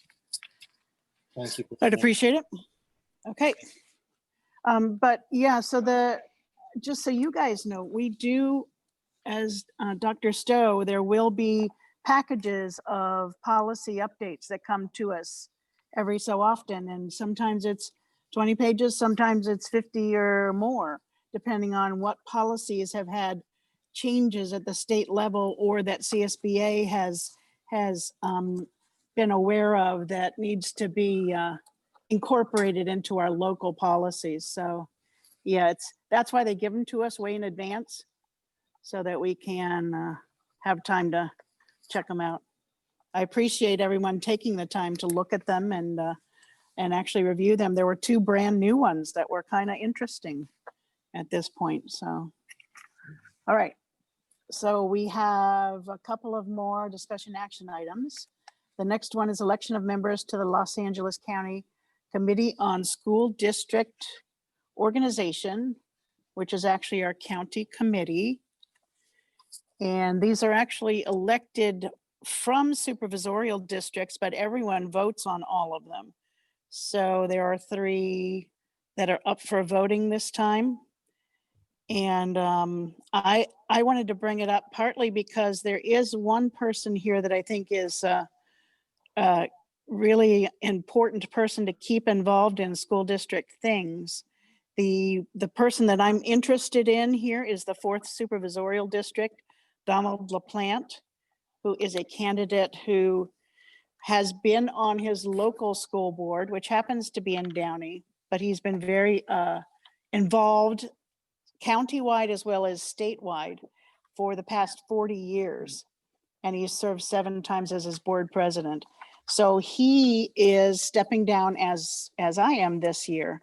So he's been around for 40 years and has lots of experience to bring to the position that I think would make him a valuable member of the county committee. So that's why I wanted to mention that and recommend that we vote for him. But that's up to all of us as a group to decide. Donald LaPlante. So moved. I'll second that. I'm okay. And we don't know Okay. the rest of them, so there's no reason to vote. I don't We're know good. any of the other individuals unless someone else does that they want to particularly recommend. No, let's Okay. just vote and we can be done with it. And this is actually done online now. It used to be that you actually had to go to the meeting in order to submit the ballot, but that's no longer required. So He's a good guy. Donald's a good guy. he is. So it's been moved and seconded that we vote for Don LaPlante for 4th Supervisorial District and no others on this ballot. All those in favor, say aye. Aye. Opposed? Okay. So we will hope that Shelley can help us to make that so. All right. Thank you. I'll show And our, my impress on her. yes, she'll make it happen. And Last how but about not least. the other districts? Do we We keep don't the have to vote appointments? on anything else. We can, but if we don't know them, if, if you choose to, is there someone else that you wanted to recommend, Mrs. Liu? I don't know any of these people. Yeah, I don't No, either. it's okay. You will get to know them though, the more involved you become in CSBA and the more you are around the meetings. I know Unfortunately, Donna Plant. I don't know the other people who in other districts. yeah, Yeah. we've not had a chance to have our LA County School Trustees Association meetings, which is where I met these folks, that on a regular basis, not every month, but every few months, we would meet as a group and socialize and get to know each other from different school districts all over LA County. And that's how you get to know folks. So hopefully it'll come back to that and you'll have that opportunity. Who is the current representative from the board to go to these LA county meetings? Dawn. Oh, Mr. Lee. Yeah, I got this year, so it's kind of handy. And Mr. Lee, how many of those meetings have you attended? I can't remember. Too many. I Too sound like many. a Supreme Court nominee. I just don't know. So diplomatic, so diplomatic, yes. that's very Yes, yes. funny. But really, do you know these other people that in the other districts, Dawn? No. No. I mean, that's why LaPlante was the guy that people knew. The rest of me didn't. This is historically how we've done it. You knew him, you voted for him. If you didn't, you didn't. Well, I think he's very well known to everybody around here. So. Yeah, and his heart is in the right place for education, I think. Makes sense to vote in our area and not other areas that aren't our representative. So Yeah, to some extent, that's true. And even though he's in Downey, again, he's always been accessible and available. So, the answer okay. super fast. What was that, Dr. Gerson? He's always answered my emails very fast. Oh, he has. And he's very good about informing us about when things are happening and keeping us all abreast of things going on. Okay, so we are down to our last discussion action item, number 10.6. Adopt a resolution. A motion and a second, Mr. Lee? Did you have a motion? I thought I did. Okay, and a second? Okay, so we have a motion and a second to adopt resolution AS 04-20/21, the resolution of the Board of Education of the Torrance Unified School District requesting the issuance of 2020-2021 tax and revenue anticipation notes for the district by the Board of Supervisors of the County of Los Angeles. And I think Dr. Butler gets to lead us forward on that item. Thank you. While I wish I did not have to, here we are to talk about borrowing, which will most likely be necessary if the existing deferrals remain in place from the state in terms of our funding. So with the $11 billion in state deferrals that you've heard about before that kept us whole in terms of the money coming in for this year, at least made sure that we could receive the same LCFF funding as the prior year, that $11 billion on a statewide level will be deferred in the months of February through June of 21 into the following fiscal year to be paid in full by November of 21. And what that translates to us at 11 billion on a state level comes down to about 37 million on a Torrance level as best we can determine at the moment. So we have been working with LA County. They do a trans pool every year. When I was in a previous district, I took part in it in 2 of the 3 years that I was there. This is what I have found to be the most efficient and very well-run trans pool of the several different options that are available. LA County gets us the best rates. The people that they have running it are great. And the real key to a trans pool is your cash flow estimate. You want to make sure not to borrow too much and pay more than you need to. You have to borrow enough to not have a cash flow problem. And what I have found in my experience working with San Diego County Office of Education, a couple different trans pools they have, the districts I've been in, I've been really happy with the LA County Trans Pool. And so we are making the recommendation, myself and working with Ms. Judy Chai, to go forward with the LA County Trans Pool for this current year. As I say, 37 million is our best estimate right now. We're asking for a little bit of cushion on there, 40 million maximum. We do not think it'll take all that, but we'll know better as we get closer to the time of actual borrowing. Total estimated borrowing cost for that amount of money is about $150,000. But again, we will only take out an authorization, what we actually think we need, and then we only draw down on it as needed in the months when we are not receiving the money from the state. Okay, and to reiterate, this isn't a problem with our management of our district funds. It's a cash flow issue because the state is deferring the amount of money they're intending, hopefully going to actually pay us at some point in time to a later date. So we have to cover that period of time. Correct. Same thing during the Great Recession, and here we are back again. Here we are back again. And they did end up paying us back last time. And that was good. So anybody have any questions? Mr. Hahn? No, Don. Oh, Don? Don, you're first, sorry. Yeah, Dr. Butler, we've got bond money on file at the county. My understanding, we can borrow bond money at 0 interest, but it's got to be paid July 1st, correct? Not within LA County. Yes, in many other counties in the state, you are able to do that. LA County Council has made the opinion that that is not acceptable. And to be fair to LA County Council, if you think about it in one sense, yes, cash is cash. It's just in one place, but it all belongs to district operations. However, the cash was obtained through a borrowing mechanism that is different than what we're looking at here as a short-term one. And that's why different councils have opined differently on it. But I will say you are right. For most counties in the state, you can do that. We can't. Okay, then my thought was we use the bond money, borrow the money the 1st of July, pay it back the 2nd of July, and then go back to interest free. Okay.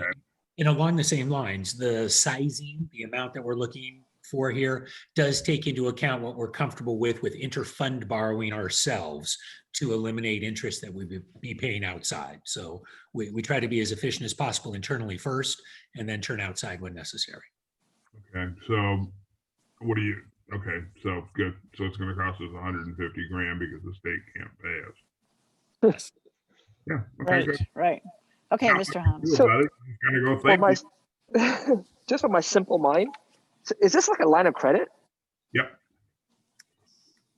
Simplistically, I'm just thinking simplistically. I know, I'm going down the financial road. You don't want me to do that. Yes. Okay, thank you.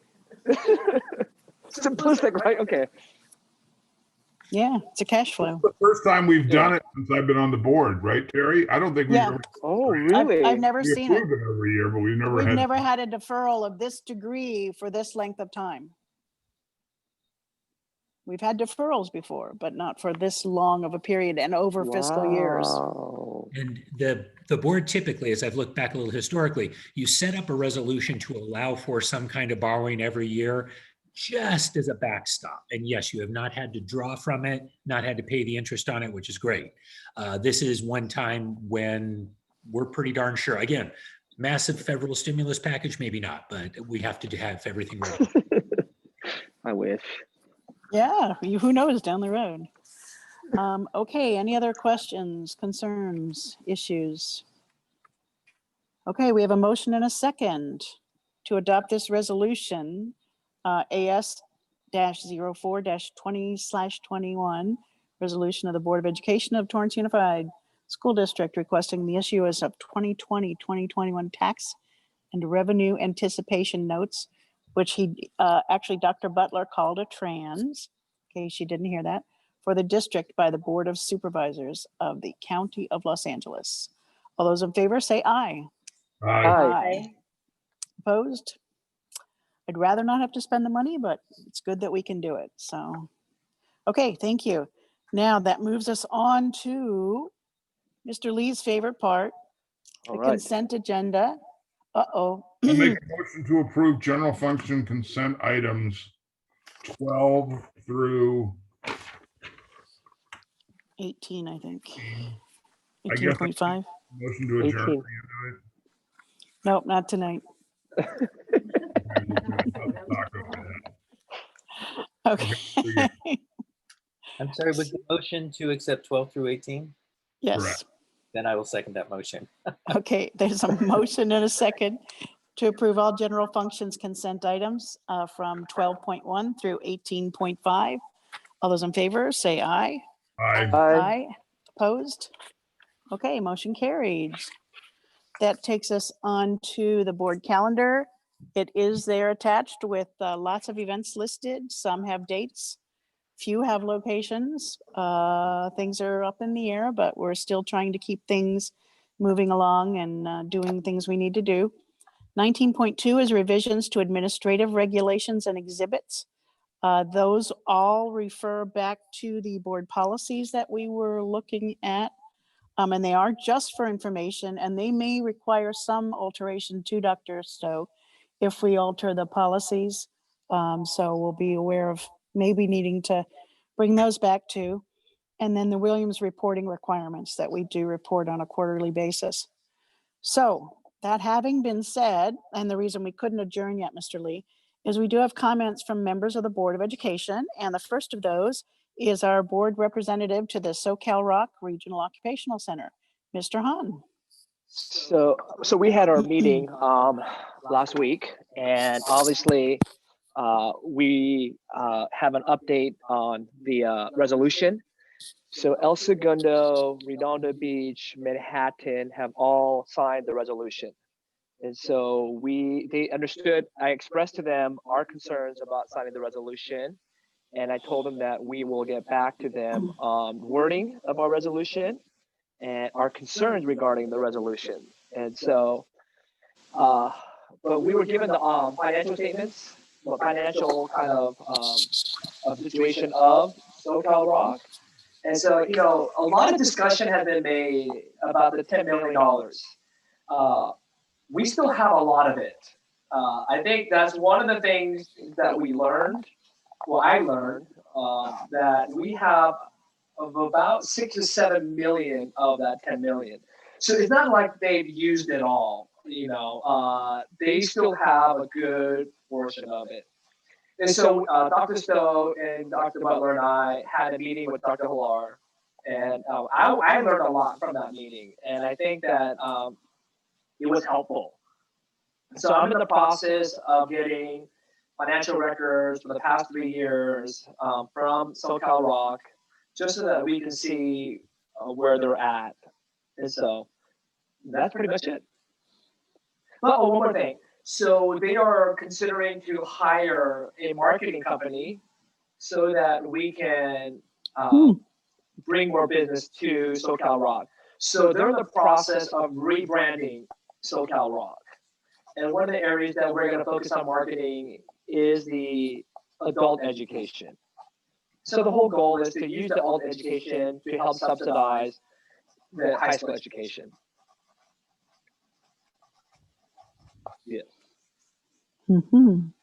Okay. Yes, Mr. Lee.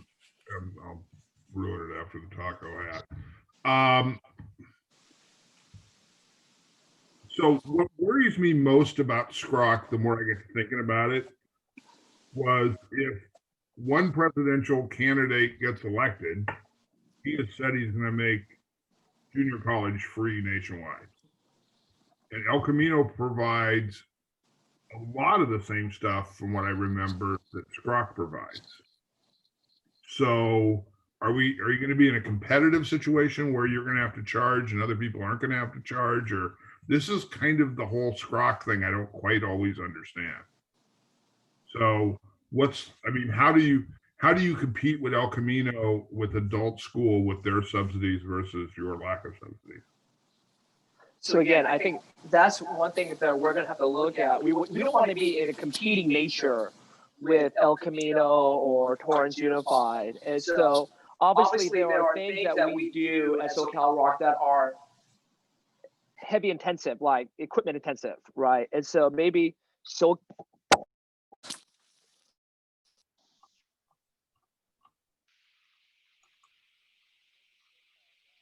Can you hear me now? Yeah.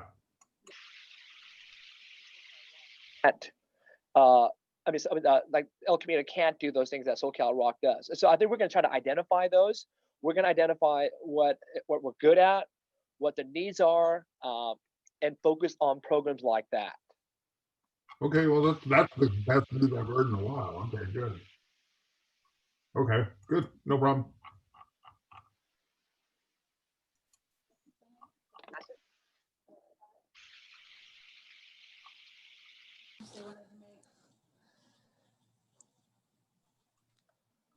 We're having technical difficulties.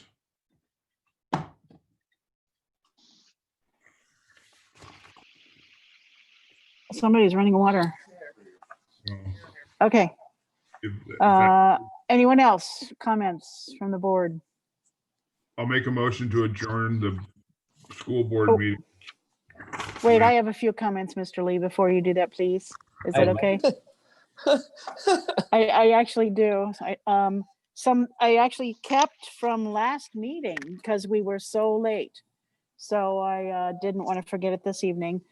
But firstly, I wanted to identify that we have a donor of 5,000 reusable face masks to TUSD that's on this agenda. And that's a gift of about $12,000 worth of masks. It's from the Clipper Corporation, and I was curious. It's a company that makes uniforms and other goods for retail, hospitality, and food service. So it's really exciting that they are contributing to our school district and helping us with providing the protective devices that we need for our students. So thank you for doing that. We have resolutions on this board agenda that have to do with Sikh American Awareness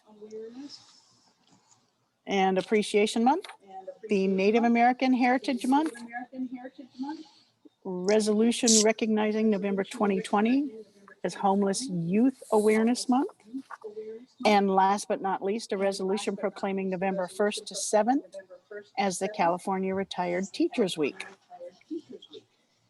And this is what I kept from last time, is classified employee anniversaries. And I have for 10 years of accredited service, Jessica Garcia, Joanne Cato, Ian Kempton, Kyle Masayama, Debbie McPartland, Jackie Miller, Deborah Ryan, Loopy Trapp. And then the following employees have 15 years of service as of, these were all as of October 1st. William Dawson, Annie Kwong, and Carol Atsuko. And then for 20 years of service, Donna Arnold, Deborah Beasley, Deanne Kalari, Jewel de Guzman, Lynn Dyer. And for 20 years of service, I also have Ruby Flores Ogaz, Carmen Guzman, Karen McKelvey, Karen Sato, and James Sopp. And we have for 25 years of accredited service. That's a long time, folks. We have Scott Clark and Mary Beth Spadafino. So thank you, folks, for working with our students for all of that time. And I just wanted to take a brief moment, since for the first time ever after a school board election, I will not be here to work with whoever wins the school board for the school board. And that means that for the first time ever, I wanted to let folks know that I actually am endorsing two individuals that I hope you all will think about voting for. And that's Anil Muhammad and Madison Laster. Those are the people that I feel very confident in passing the torch to, and in hoping that they can contribute to this productive board and come be a part of TUSD and fill my shoes and Mr. Lee's shoes. So get out and vote, and hopefully vote folks that will be great for the school district. Okay, anything else, anybody? Mrs. Reagans? Yes. Yes, sir. Dr. Gerson. Oh, sorry. Would you like to go first, Mrs. Liu? Ladies first. I just Okay. want to remind everyone to please go out there and vote. It is so Yes. important. And we have so many out in our city. We have quite a few ballot boxes, thanks to an earlier meeting that we had, I think a month ago or so, or a month or two ago. So I know the city of Torrance and many residents thank us also for having these ballot boxes out.